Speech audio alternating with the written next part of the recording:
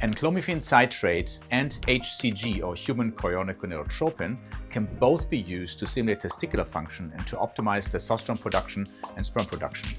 Now, both of them are usually used in somewhat different scenarios, but both of them are very potent, and I want to talk about which one is more applicable in which situation in my clinical experience.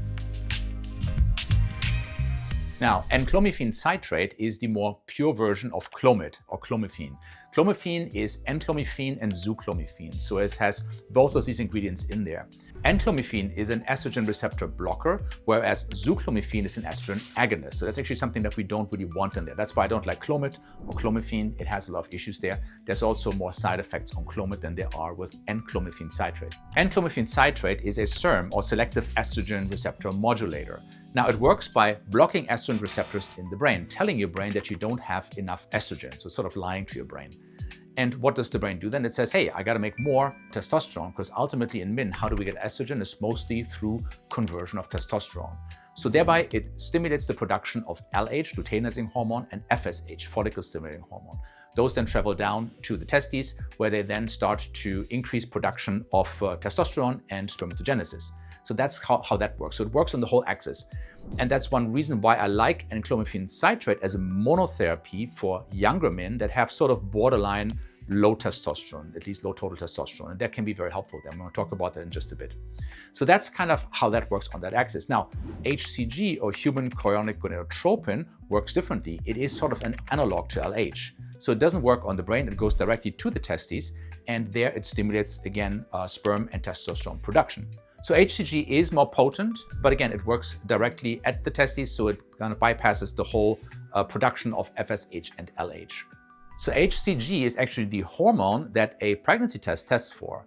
So when a woman takes a pregnancy test and sees that extra blue line, congratulations, that means that there's a pregnancy ongoing, because in the first trimester of pregnancy, HCG skyrockets, and that's what gets picked up on the pregnancy test. And it used to be that's how we got this as a commercially available medication from the urine of pregnant women. Of course, now it's synthetically made, much cleaner, much easier. But originally, that's how the first HCG was actually produced. So HCG, very potent, needs to be injected. So there's different ways of administration here. Enclomiphene citrate is a tablet, very easy to take, is usually taken daily or every other day. And we're going to talk about dosing a bit. HCG must be injected subcutaneously, so it's with a small insulin needle, usually 2 to 3 times per week. And again, works quite well in that respect. So let's talk about application here.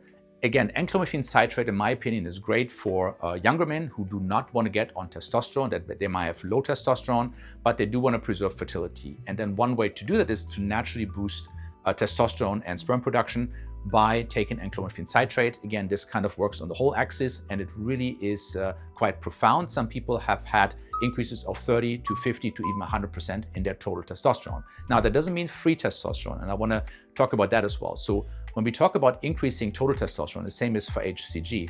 That's fantastic, and we want those numbers to go up. But the actual testosterone that does all the work that you associate with testosterone, the increase in libido, the increase in muscle mass, and all these kind of things that come with higher testosterone levels, that is from free testosterone. And that is usually only 1 to 2% of the total testosterone. And this can vary greatly from person to person. I've had patients that had fantastic total testosterone and really minimal free testosterone. It is because they have too much of some proteins. And the most important protein there is SHBG, or sex hormone binding globulin. That's something that your liver makes. And it's one of the things that as you get older, you make more of it. Usually, as we get older, we make less of stuff. Unfortunately here, as we get older, we make more of this. And as the liver ages, or if the liver has problems, it cranks out more of this protein. This protein gobbles up testosterone and makes it unusable, at least for the moment. And therefore, there's less of that free testosterone available. And you might have symptoms of low testosterone, even if your total testosterone is normal. And therefore, if you do a test, it's really important to test for both the total testosterone and the free testosterone. And of course, for SHBG. This should be the minimal that you get tested for if you get tested for testosterone, those three. Then of course, LH, FSH are important as well. Now, enclomiphene citrate doesn't work sufficiently for everyone, and I've seen also some cases in my clinic where the percent increase was minimal, like 10 or 20%, and it's really marginal. The free testosterone didn't budge at all, and so this was something that did not work. For some people, I've seen great results. This really varies. And dosing here is very interesting. So it comes in 3 doses, generally 6.25, 12.5 and 25 milligrams. Most men will do quite well with the 12.5 milligrams. Of course, this is prescription. This is not a recommendation for anyone. Always talk to your doctor before starting any of this, of course. But the 12.5 milligram, and some men can start on that every other day. And then, of course, you need to get retested. You have to get retested after about 1 to 2 months just to see if this stuff is working for you. And of course, if it's working, you stick to the dose you're on. If not, you could increase it to taking it every day.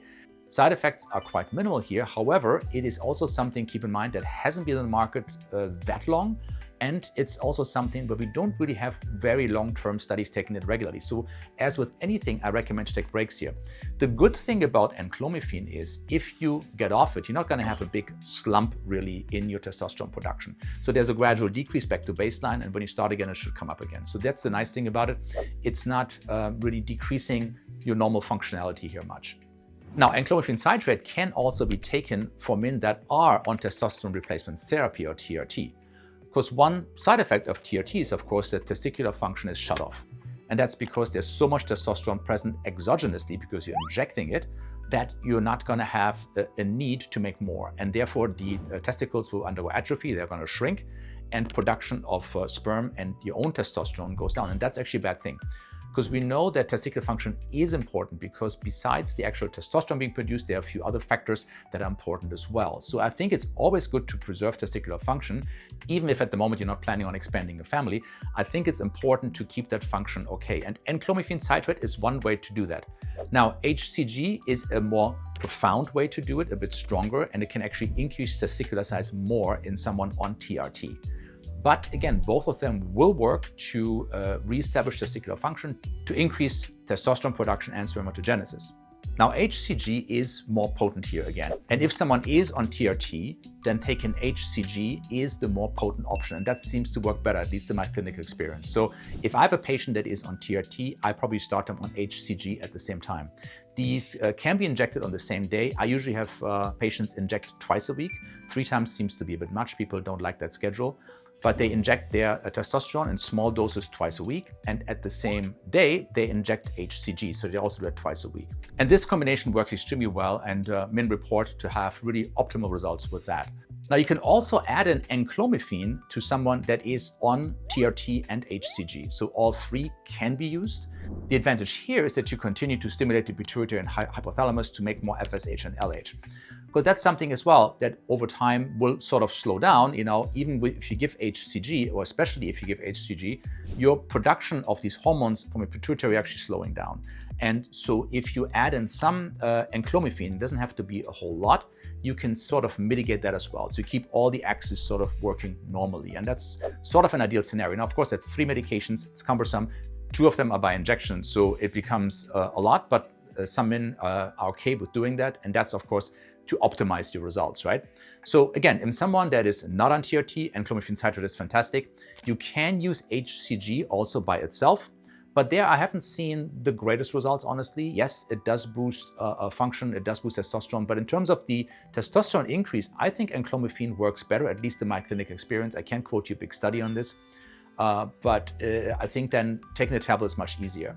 So again, HCG for sure, if you're on TRT, this is the better combination. Enclomiphene citrate, if you take it by itself, is preferable in order to boost your natural testosterone production. Now, the other thing is, as I mentioned before, it's not really the total testosterone that's responsible for all the positive effects of testosterone, but the free testosterone. So number one is, of course, having adequate levels of total testosterone. That's very important. But then the second thing is, how do you increase the fraction of free testosterone? And one very important factor you can do to decrease this SHBG, this sex hormone binding globulin, is to add in boron. Boron is a mineral. I talked about this in other videos. Somewhere between 6 and 10 milligrams daily work very well. There is a risk of going too high. There's some toxicity. So if you take 10 milligrams daily, generally most people are okay. Again, this is not a recommendation. Check everything that's discussed in this video with your prescribing physician. If you take 10 milligrams daily, I usually take a week off. I take boron, and I've taken enclomiphene. And I take boron about 3 weeks on and 1 week off at 10 milligrams. That works quite well. You could also just go with 6 milligrams daily, but the studies have actually shown that the higher doses are a bit more effective for driving down SHBG.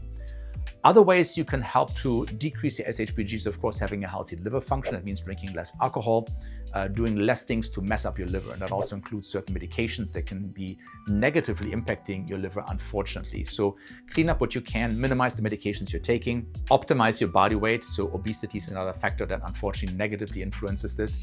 And then, of course, healthy lifestyle, and take your boron, and that actually makes a huge difference in terms of liver function and a lower level of SHBG, which then frees up more testosterone to be available to do all the positive work.